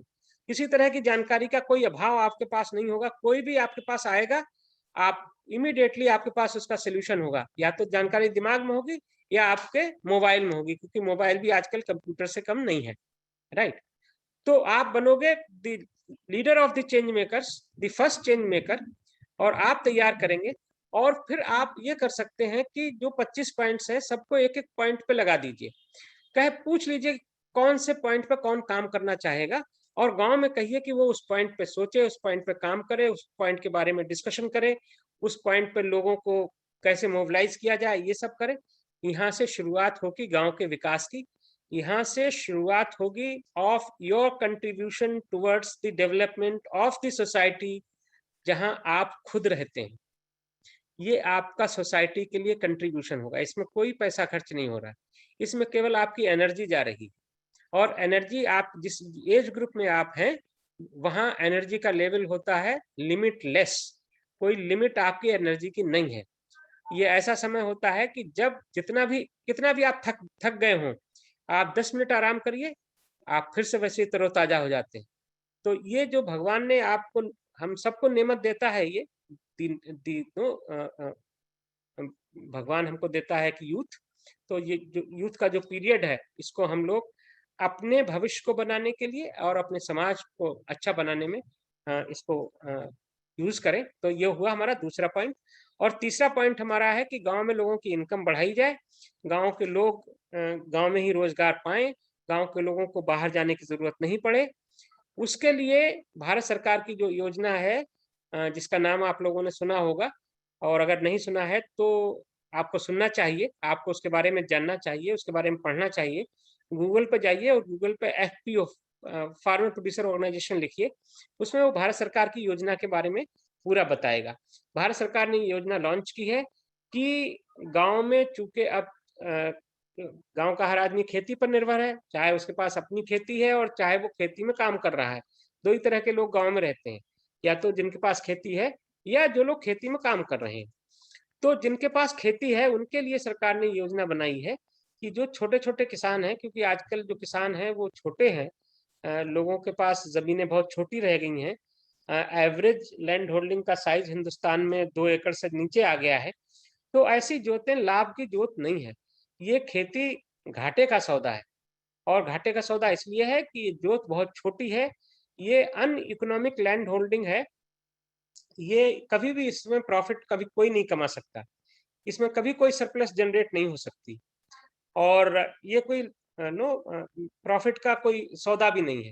लोग खेती इसलिए कर रहे हैं क्योंकि वो और कुछ कर नहीं सकते, उनके पास और कोई विकल्प नहीं है, ना तो उनके पास कोई स्किल है, ना नॉलेज है, और ना ही उनके पास किसी इस तरह के संसाधन है कि वो खेती को छोड़ दें और कुछ काम करने लगे। तो खेती उनकी मजबूरी है, जिसको हम अब इस खेती को हम अर्थशास्त्र में इसको सबसिस्टेंस एग्रीकल्चर कहा जाता है। मतलब आदमी को जीवित रखने के लिए इस खेती को करना आवश्यक है। तो जिसके पास भी इतनी छोटी खेती है वो खुद को अपने परिवार को जीवित रखने के लिए ये खेती कर रहा है, दैट्स इट। ये लाभ की खेती नहीं है। लाभ की खेती तभी होगी जब खेत जोत का साइज बड़ा होगा, और उसमें जब साइज बड़ा होगा तो प्रोडक्शन ज्यादा होगा, प्रोडक्शन ज्यादा होगा तो सरप्लस ज्यादा होगी, सरप्लस ज्यादा होगी तो रेवेन्यू ज्यादा होगा, आमदनी ज्यादा होगी। ये सिंपल सा फार्मूला है। तो अब चूंकि साइज को बढ़ाया नहीं जा सकता, खींच के खेत को लंबा नहीं किया जा सकता, तो फिर इसमें सरप्लस भी जनरेट नहीं की जा सकती, और सरप्लस जनरेट नहीं होगी तो इनकम भी नहीं बढ़ सकती। तो अब क्या करें, खेत को साइज को बढ़ाने के लिए क्या किया जाए? साइज को बढ़ाने का एक सिंपल फार्मूला है कि हम कोऑपरेटिव फार्मिंग करें। सरकार यही कह रही है कि इस तरह के जो जो खेती कर रहे हैं लोग, उन सबको इकट्ठा होना चाहिए और उनको अपनी एक कंपनी बनाना चाहिए जिसको फार्मर प्रोड्यूसर कंपनी कहा जाएगा, और अपनी खेती को खेती व्यापार में बदलना चाहिए। खेती को व्यापार की तरह से इकट्ठे हो जाएं, इकट्ठे होकर वो चीजें पैदा करें जिनका मार्केट में डिमांड है, नई नई चीजें पैदा करें। उससे क्या होगा कि जब इकट्ठे हो जाएंगे तो और इकट्ठे खेती करेंगे तो साइज ऑटोमेटिकली, मान लीजिए एक आदमी के पास 1 एकड़ जमीन है और 500 लोग इकट्ठे हो जाते हैं 1 एकड़ वाले, तो 500 एकड़ जमीन हो जाती है। तो अगर 500 एकड़ हो जाएगी, अभी 1 एकड़ के पास मान लीजिए कि वो एक बोरी धान बेचने के लिए उसके पास सरप्लस बचती है, 500 हो जाएंगे तो 500 बोरी होगा। तो जब 500 बोरी की बात होगी तो फिर जो खाद बेच रहा है उसको पता है यहाँ 500 आदमी खाद लेने वाला है, वो घर आपके घर पे आएगा चल के, और अपनी जो भी है सीड्स खाद वो बेचने के लिए आपसे बात करेगा, आपको घर पे सप्लाई करेगा। उससे एक तो ये होगा कि आप प्राइस नेगोशिएट कर पाएंगे फार्मर्स, और दूसरा ये होगा कि अब पूरे दिन की मेहनत, पूरा दिन बचेगा, ट्रांसपोर्टेशन की कॉस्ट बचेगी, और इस तरह से बैकवर्ड लिंकेजेस के लेवल पर कॉस्ट ऑफ प्रोडक्शन कम हो जाएगी। और इसी तरह जब हार्वेस्टिंग होगा तो चूंकि वॉल्यूम बड़ा होगा, तो जो भी उस प्रोडक्ट में बिजनेस कर रहा है, जो भी आदमी, मान लीजिए पैडी का उदाहरण ले लें, और तो जो राइस मिलर है वो आपके गांव में आएगा, आप उससे प्राइस नेगोशिएट कर सकते हैं, आप का ट्रांसपोर्टेशन बच जाएगा, आपका पूरे दिन की मेहनत बच जाएगी, पूरे दिन की खर्चा बचेगा। तो हार्वेस्ट करने के बाद जब आप बेच रहे हैं, जब मार्केट में जा रहे हैं, तो वहां भी आप लाभ कमा सकते हैं। इस तरह से जब आप इकट्ठे होकर खेती करेंगे तो दोनों एंड्स पर आपको लाभ होगा, कॉस्ट में बचत होगी, रेवेन्यू बढ़ेगी। तो इस तरह ये भारत सरकार की योजना है एफपीओ की। इसको आप सब लोग, क्योंकि सब यंग हैं और यही फ्यूचर है एग्रीकल्चर का, इसलिए आप सब लोगों को इसके बारे में डिटेल में जानना बहुत जरूरी है।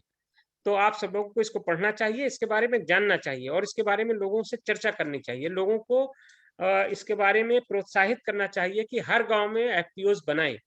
तो जैसे ही आप ये फार्मर प्रोड्यूसर ऑर्गेनाइजेशन बनाएंगे, तो इसका इसका इसका लोगों को लाभ मिलेगा, लोगों की आमदनी बढ़ेगी, इसका बिजनेस बढ़ेगा। बिजनेस बढ़ेगा तो मैन पावर की जरूरत होगी गांव में ज्यादा, और एम्प्लॉयमेंट की अपॉर्चुनिटीज क्रिएट होंगी। इसका ये पूरा एक इसका साइकिल है। तो इसको आप पढ़िए और इसके बारे में डिटेल में जानिए। तो ये हमारा तीसरा पॉइंट है हमारी स्ट्रेटजी का, कि हम सभी गांव में जाकर, जहां जहां भी संभव हो रहा है हमारे लिए, हम जो एफपीओ बने हुए हैं, जो एफपीओ बन रहे हैं, उन सबके हम कांटेक्ट में हैं उत्तर प्रदेश में, और हम लोगों को हेल्प कर रहे हैं एफपीओ बनाने में और एफपीओ चलाने में। तो इस तरह से हम लोगों तक एफपीओ की बात पहुंचा रहे हैं। ये आज के बाद ये काम आप लोग भी शुरू करिए। आप एफपीओ के बारे में जानिए, लोगों से बात करिए, लोगों से चर्चा करिए, लोगों को बताइए। अच्छा लगेगा जब आप एफपीओ के बारे में लोगों से चर्चा करेंगे, एक इम्प्रेशन आपका जाता है कि भाई ये आदमी ऐसा ही नहीं है कि खाली ऐसे घूम रहा है, इसको दुनिया में क्या चल रहा है इसके बारे में भी पता है, and you will B taken seriously by the people. That is additional benefit. कि होता क्या है कि हम लोग जब यंग होते हैं तो हमारा एक सबसे बड़ा ड्रॉबैक हमारे साथ ये हो जाता है, लोग हमको यंग हैं तो हमको सीरियसली नहीं लेते। सीरियसली इसलिए नहीं लेते हैं क्योंकि हम उस कोई गंभीर बात नहीं कर रहे हैं। अगर हम गंभीर बात करें, जो रोजमर्रा की समस्याएं हैं इस तरह की, उसके बारे में मनन करें, उसके बारे में चर्चा करें, उसके बारे में पढ़ें, उसमें लोगों के लिए सोल्यूशन खोजने की कोशिश करें, लोगों के साथ बैठें तो उनकी प्रॉब्लम्स का सोल्यूशन बताएं, तब लोग हमको गंभीरता से लेंगे। तब हमको वो ये नहीं समझेंगे कि ये नौजवान ऐसी फालतू घूम रहा है, ऐसी बकवास करता है। No, they will take you seriously. तो everyone has this responsibility towards himself to be taken seriously। आप सब लोगों की ये जिम्मेदारी अपने प्रति बनती है कि समाज आपको गंभीरता से ले, और गंभीरता से तभी लेगा कि जब आप समाज में के लिए कुछ कंट्रीब्यूट करना शुरू करेंगे। कंट्रीब्यूट तभी कर पाएंगे जब आप लोग नॉलेजेबल होंगे। नॉलेजेबल तभी हो पाएंगे जब आप लोग उसके बारे में जानकारी इकट्ठा करेंगे, पढ़ेंगे, लोगों से बैठकर बात करेंगे, चर्चा करेंगे। ये सब करना शुरू कीजिए, और अपने इस जो आपके पास टाइम उपलब्ध है, इसको अपने विकास के लिए और सोसाइटी के विकास के लिए लगाइए। आपको बहुत अच्छा लगेगा। आप you will be a different person एक बार ये काम जब आप शुरू कर देंगे। तो ये था हमारे मॉडल गांव का पूरा खाका, जो हमने मॉडल गांव की जो चल रही है अभी प्रोजेक्ट, इसका बहुत विस्तार हुआ है। अब तो इसको प्रदेश में ही नहीं, देश में ही नहीं, बल्कि अंतर्राष्ट्रीय स्तर पर इसको पहचान मिल रही है। लोग इसके बारे में चर्चा कर रहे हैं, हमसे कनेक्ट कर रहे हैं। तो उस पर हम बहुत ज्यादा चर्चा नहीं करेंगे कि किस तरह से इसको ख्याति मिल रही है। अच्छा काम जब होता है तो उसको नोटिस किया जाता है, और वो अच्छे काम की ख्याति अपने आप फैलती है, उसको फैलाने की जरूरत नहीं होती। तो ये एक अच्छा कॉन्सेप्ट है which is being appreciated by one and all. तो मॉडल गांव से आप सबसे रिक्वेस्ट है कि आप आज की इस डिस्कशन के बाद मॉडल गांव से जुड़िए, मॉडल गांव के बारे में पढ़िए, जितना अपना नॉलेज बढ़ा सकते हैं बढ़ाइए, एंड अलाउ योरसेल्फ, मेरा एक एक शब्द आप सुने, allow yourself to be taken seriously by the people. और उसके लिए जरूरी है कि आपके का जो नॉलेज का हराइजन है वो बड़ा होना चाहिए। वो बड़ा करने के लिए आप मॉडल गांव से जुड़िए।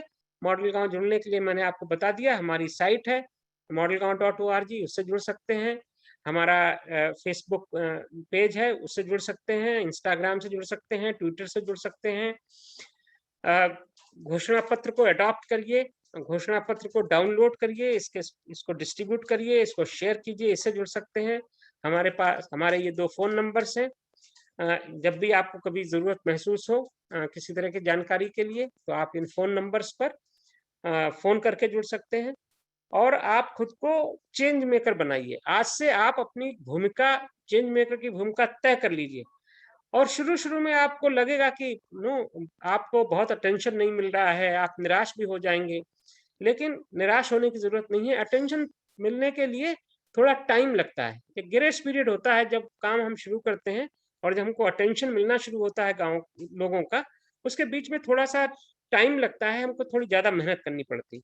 करिए, आप लोग यंग हैं, आप कर सकते हो, यू कैन डू इट। तो आप आज से ही करना शुरू कीजिए और मॉडल गाँव से जुड़िए, लोगों को जोड़िए और हर गाँव को जहाँ आप हैं, अब आप आज से ही यू शुड एक रेज़ोल्यूशन आज से अपने लिए पास करिए कि मैं अपने गाँव को मॉडल गाँव बनाऊँगा, जितनी मेरे पास क्षमता है, उस पूरी क्षमता के साथ। और अपने जैसे लोगों को गाँव में औरों को आइडेंटिफ़ाई करूँगा, उनको भी जोड़ूँगा, उनको चेंज मेकर बनाऊँगा। ये आप अपने लिए एक डिसीज़न लीजिए। देखिए, हम आपसे बात कर रहे हैं तो ये मोनोलॉग चल रहा है। मैं बोल रहा हूँ और आप सुन रहे हैं, राइट? हो सकता है कि जैसे ही हम लोग डिस्कनेक्ट होंगे, you will forget about it. That is the easiest thing to be done. वो करने में कोई दिक्कत नहीं है कि आपने सुना और आप भूल गए। The difficult part is you take action on those points जो हम लोग डिस्कस कर रहे हैं। और जब इस पे आप एक्शन लेंगे, this is for your benefit. आप you will be a different person और समाज भी आपको दूसरी तरह से ट्रीट भी करेगा और समाज का विकास आप करेंगे तो आपको एक सैटिस्फैक्शन खुद भी मिलेगा। ये जो काम हो रहा है, जैसा मैं कह रहा था कि अब इसको रिकॉग्निशन मिल रही है इंटरनेशनल लेवल पर भी। तो ये सब बहुत सारे जो सर्टिफिकेट वगैरह इशू किए हैं लोगों ने, वो है। नीति आयोग द्वारा भी बहुत अप्रिशिएट किया गया। आप सब लोग जानते हैं कि भारत सरकार का नीति आयोग सर्वोच्च संस्था है पॉलिसी मेकिंग की और उन्होंने इसका नोटिस लिया है और उनके जो सर्वोच्च अधिकारी हैं, vice chairman of NITI Aayog, उन्होंने बहुत अप्रिशिएट किया। ये पूरी मीडिया कवर कर रही है all over the country. English media भी और हिंदी मीडिया भी कवर कर रही है। तो इस तरह से ये काम काफ़ी तेज़ी से आगे बढ़ रहा है और जैसा मैं कह रहा था कि अच्छा काम करने के लिए पद, पैसा, पावर की ज़रूरत होगी, लेकिन उसका इंतज़ार किए बगैर ही आप करना शुरू कर दीजिए हैं। Start it from today. Next.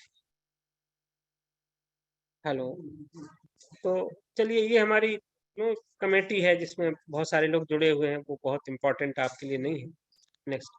ये हमारे पार्टनर्स हैं, मीडिया पार्टनर्स हैं, जो दूसरे टेक्निकल पार्टनर्स हैं, उसकी भी ये हम बता चुके हैं। हमारा साइट है, हमारे फ़ोन नंबर्स हैं और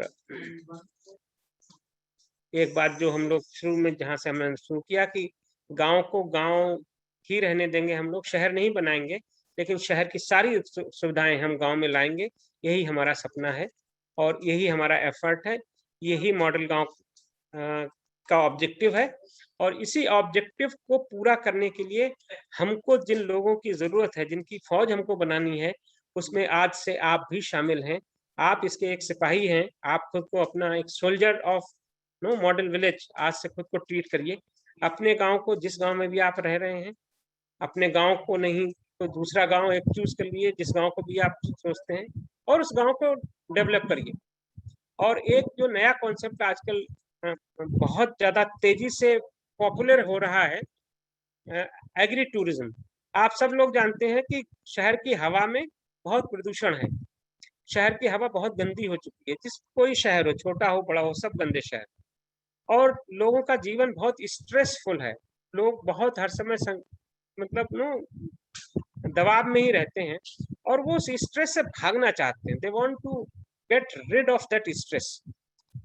तो उसके लिए क्या करें? तो उसके लिए वो चाहते हैं कि उनके जब भी उनको समय मिले तो वो प्रकृति से जुड़ें, टू एसोसिएट विद नेचर। और उसके लिए ज़रूरी है कि उनको गाँव जाना पड़ेगा। तो गाँव में हम लोग जब अपने गाँव को डेवलप करेंगे, तो गाँव को इस तरह से बनाइए कि शहर के लोग आपके गाँव में आना पसंद करें। गाँव में घूमें, वहाँ ऐसी जगह हों जहाँ घूम भी वो सकें, वहाँ ऐसी जगह हों जहाँ उनका मनोरंजन भी हो सके, वहाँ ऐसी जगह हो जहाँ रात को अगर वो रुकना चाहे, कोई नहीं 5 स्टार होटल में रुकना चाहता, ऐसा नहीं है कि सब 5 स्टार होटल में रुकना चाहते, झोपड़ी में भी रुकना लोगों को बहुत मजा आता है रुकने में, लेकिन वहाँ उस तरह की सुविधाएं या उस तरह का माहौल होना चाहिए। वो जब सब गांव में हो जाएगा तो गांव में एग्री टूरिज्म डेवलप होगा और ये additional source of income for every villager हो जाएगा वहाँ। तो ये बहुत इंपॉर्टेंट एक्टिविटी है जो बहुत करेंसी में है। पूरी दुनिया में आजकल एग्री टूरिज्म, और कोरोना के बाद तो खास तौर से जब गांव के शहर गए हुए लोग, जब शहर में कोई सहारा नहीं रहा तो गांव की ओर आए, और शहर के लोग भी, अब आप लोग वहाँ रहते हैं, लोग चर्चा करते होंगे, अब शहर से भी लोग गांव में वापस जा रहे हैं। जिनके पास जमीनें थी, जमीनें छोड़ के आ गए, वो वापस जा रहे हैं, और जमीन जिनके पास नहीं है वो खरीदने की कोशिश कर रहे हैं, जिनके पास है वो वहाँ अपना घर ठीक ठाक करवा रहे हैं।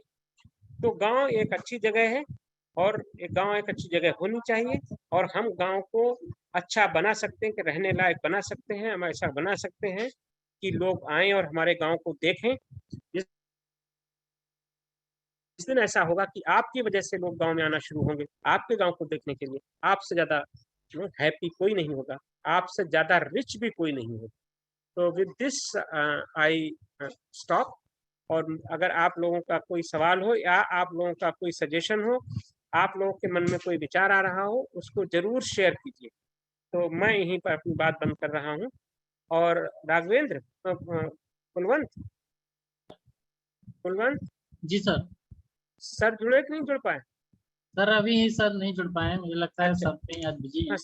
नहीं, वहाँ उनका लेक्चर चल रहा है, वो मुझे पता है। तो चलिए, तो वहाँ तो सारे ऑफिसर्स लोगों की ट्रेनिंग चल रही है, तो वहाँ डिस्कशन में टाइम लग रहा होगा। तो अगर आप लोगों के पास कोई सवाल हो, कोई जिज्ञासा हो, कोई सजेशन हो, कुछ कहना चाहते हो, कुछ ऐड करना चाहते हो, तो आप सबका स्वागत है। हेलो जी हाँ सर, जितेंद्र चौहान बोल रहा हूँ सादात ब्लॉक से। जी जी जितेंद्र जी बोलिए। हाँ सर जी, मैंने अभी कुछ समय पहले मैंने भी गांव में एक ऐसा इनिशिएटिव लिया था जी कि जैसे एजुकेशन का लेवल क्या है, उसका स्तर क्या है, वो जानने की कोशिश की थी। जी तो जितने भी गांव में जैसे जो भी टीचिंग प्रोफेशन में है, मैं भी टीचर ही हूँ, जी तो जी टीचिंग प्रोफेशन में जितने भी हैं सबको इकट्ठा किया था, और हमने एक बकायदा निकाला भी था कि हम थोड़ा सर्वे टाइप करेंगे जी कि हाँ, हालांकि वो कोरोना की वजह से हमें ना पड़ा, क्योंकि उस समय काफी ज्यादा जी बंद कर दिया। जी तो सर एक तरीके से जैसे उनका एक सर्वे करने के बाद कि किस बच्चे को कितना आ रहा है, फिर उस हिसाब से उन्हें थोड़ा ट्रीट किया जाए। जी जी बट मुझे ऐसा लगता है कि जिस हिसाब से हमने फिर करना स्टार्ट किया था, तो हालांकि सब टीचर्स थे, आपकी आवाज कट रही बट है, कोई अभी बात कहीं ना कहीं आवाज हाँ आपकी सर, कट। तो वही जी जी बोलते रहे, आवाज कट रही, कोई बात। अभी आ रही है सर? हाँ आ रही जी। हाँ सर, तो वो जैसा एक इनिशिएटिव है, अगर हर कहीं पे मतलब हर जगह पे इस तरीके से लिया जाए कि बच्चों का थोड़ा एक लेवल चेक किया जाए, चाहे वो गवर्नमेंट स्कूल में पढ़ रहे हो चाहे प्राइवेट में, तो हमें थोड़ा पता चल पाएगा कि कितने की जरूरत है वहाँ पे, कितने कैसे उन्हें मतलब आगे लेकर जाना है। ये बहुत ही अच्छा इनिशिएटिव है आपका। और लेकिन जो इनिशिएटिव है वो तो बहुत ही अच्छा है कि हर बच्चे के बारे में अगर हमको पता लग जाए कि बच्चे का आईक्यू लेवल क्या है और वो किस लेवल पे है, तो हमको उसको हेल्प करने में हेल्प मिलती है, बच्चे को हेल्प करने में हमें हेल्प मिलती है, इसमें कोई दो मत नहीं है, राइट। लेकिन जितेंद्र जी, सबसे पहला तो जो दिक्कत हमारी है कि गांव में पढ़ाई का माहौल ही नहीं है। बच्चे यस की सर। हाँ आईक्यू का लेवल जब आप जांचेंगे वो लेवल थोड़ा ऊपर का लेवल है। उससे पहले तो ये होना शुरू हो कि गांव में जो हमारा स्कूल है, उस स्कूल में इतना ही हम स्ट्रीमलाइन कर पाए कि बच्चे सब स्कूल जाएं, जो भी टाइम टेबल है उस टाइम टेबल से ही स्कूल में बच्चे जाएं भी, बच्चे पढ़ाई भी करें, टीचर भी आए, टीचर पढ़ाई करें, स्कूल में साफ सफाई का सबसे पहले एक एनवायरनमेंट वहाँ क्रिएट हो जाए पढ़ाई का, राइट। और जब एक एनवायरनमेंट क्रिएट हो जाएगा, तब ये जो दूसरा लेवल है आप वाला, आप बहुत सही कह रहे हैं। तो फिर हम दूसरे लेवल पे आए कि अब हम बच्चों पे एक एक बच्चे को वहां सब हर बच्चे बहुत ज्यादा तो होते नहीं, हर टीचर हर बच्चे के बारे में सब कुछ जानता है, राइट?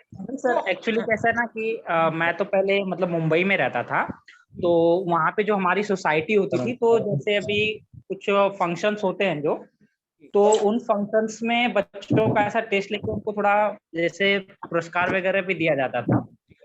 तो वो चीजें थोड़ी यहाँ पे नहीं है। तो कैसा होता है ना कि अगर किसी बच्चे को बिल्कुल मिले कि जैसे 50 लोग या जो भी नहीं, पूरे नहीं, गांव बिल्कुल, के लोगों के सामने बहुत थोड़ा अच्छी सम्मानित हो, तो उनमें कंपटीशन की भावना आती करेक्ट, करेक्ट। तो ये क्या है, ये जो बात आप कर रहे हैं, मैं भी बॉम्बे में काफी दिन रहा हूँ, मैं भी नाबार्ड में, मैं बॉम्बे में काफी दिन था। तो बॉम्बे का माहौल दूसरा है, लेकिन आपने जो बात कही है वो बिल्कुल ठीक है। ये भी गांव में ना एक अच्छा माहौल बनाने के लिए, बच्चों को प्रोत्साहित करने के लिए जरूरी है। इसमें हमारा एक पॉइंट है विलेज मैनिफेस्टो में, आप देखेंगे प्रतिभा चयन और विकास, कि गांव में जो बच्चे हैं उनका आईक्यू लेवल शहर के बच्चों से किसी भी तरह कम नहीं है, लेकिन वहाँ माहौल नहीं है। तो बच्चों को हम गांव में भी जो अच्छे बच्चे हैं उनका चयन करें और उनको सपोर्ट करने की कोशिश करें। और ये खेल कूद और जो हम कल्चरल एक्टिविटीज भूल गए, शहर में तो बिल्कुल ही भूल गए, सब मोबाइल में लग गए बच्चे, गांव में भी लगे जा रहे हैं। तो उन कल्चरल एक्टिविटीज को हम फिर से रिवाइव करें। उससे दो चीजें होंगी, बच्चों का एक तो चौमुखी विकास होगा, गांव में एक अच्छा माहौल बनेगा, ओवरऑल जो एटमॉस्फेयर होता है गांव में, जो बॉन्डिंग होती है वो भी अच्छी होती है। तो आपका ये बहुत ही अच्छा इनिशिएटिव है, आप इसको जारी रखें। आप इसको और लोगों को भी, जो भी आपके साथ हैं ये जुड़े हुए, आप तो खुद टीचर हैं, तो बहुत ही अच्छी बात है ये। तो सबको आप मोटिवेट करें, सबको, आपके ऊपर ज्यादा जिम्मेदारी आती है लोगों को एजुकेट करने के लिए, लोगों को ट्रेन करने के लिए और लोगों को मोटिवेट करने के लिए। तो हमारी शुभकामनाएं, आप इस काम को बहुत अच्छा कर पाएं, ऐसा हम, और हमसे जुड़े रहिए, हमको ही बताते रहिए कि जब भी कोई डेवलपमेंट हो तो काइंडली, हमारा ये फोन नंबर है और ये साइट है हमारी, तो हमको ही बताते रहिए। और कभी आपको लगे कि किसी तरह की सूचना की आपको आवश्यकता है, किसी तरह की information which you feel we can give, तो हमको बताइए, हम निश्चित रूप से आप तक पहुंचने की कोशिश करेंगे। जी जितेंद्र, और कोई मित्र बोलना चाहते हैं? हेलो हेलो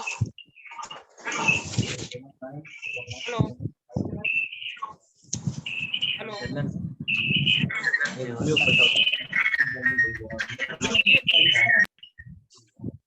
हाँ, और कोई मित्र कुछ सुझाव देना चाहते हैं? जितेंद्र जी ने तो बहुत अच्छा काम भी वो कर रहे हैं और अच्छी बातें बताई।